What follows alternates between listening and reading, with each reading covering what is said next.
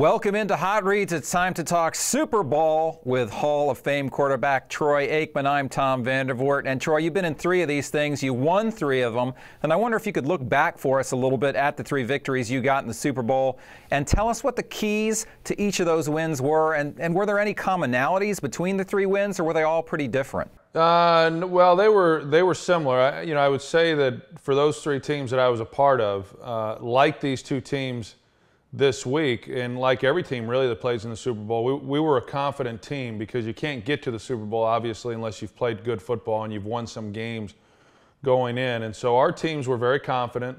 Most importantly, we were well prepared. I thought that Jimmy Johnson did a great job of preparing us, as did Barry Switzer in the last Super Bowl that we won.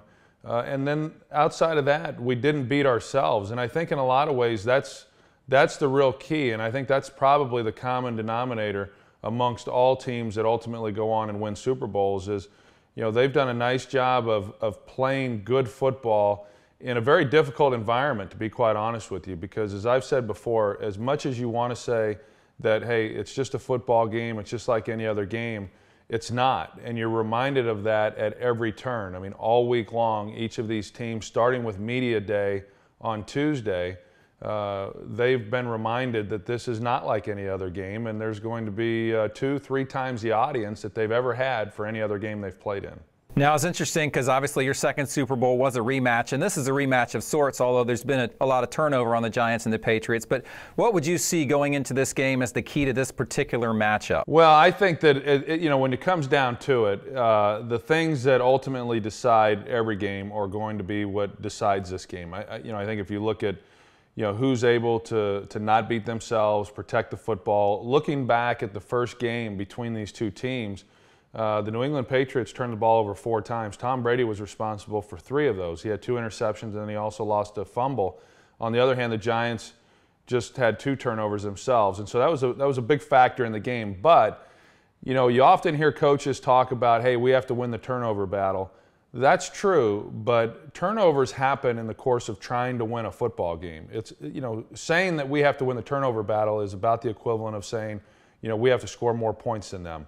And so I've never paid a lot of attention to that, but when you look back on it, then yes, typically the team that does not turn the ball over the most is a team that then goes on to win. The bigger the game, the more important, I believe, third downs become. And so who wins the third down battle?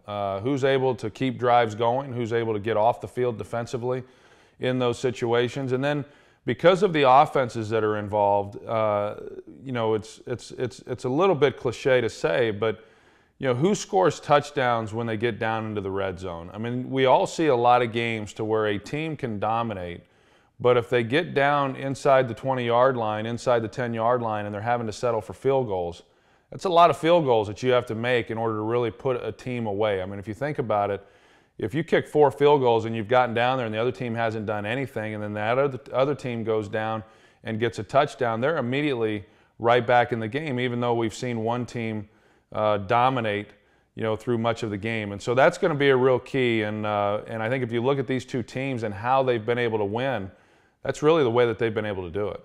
Interesting. I noticed in 2 of your 3 Super Bowl wins, you were actually behind during the early portion of the game. One time at halftime you were behind. A lot of times we hear about the importance of getting off to a good start.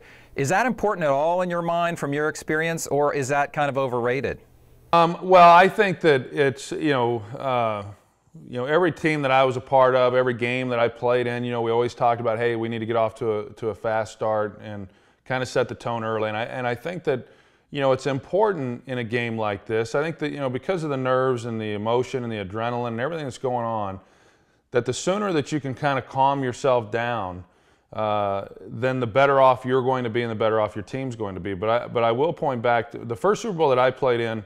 We got off to a very tough start, as you said, Tom. We got behind, but we were able to settle in, and at least the game didn't get away from us. I think that in years past, getting off to a good start, not falling behind, things of that nature were probably a bigger or took higher priority than they do now. And I say that because if you look at the games today, almost all of these games come down to the fourth quarter. The ebbs and flows of a football game today are far different than what they used to be. If you look at the lead changes that take place throughout a game between good teams, these quarterbacks and these offenses and these coaches and the defenses as well, they're accustomed to the changes and the things that occur during the course of a game in today's game. And so if a team were to fall behind in this ball game, I don't think that they would react or panic nearly as much as what maybe some teams in years past might have.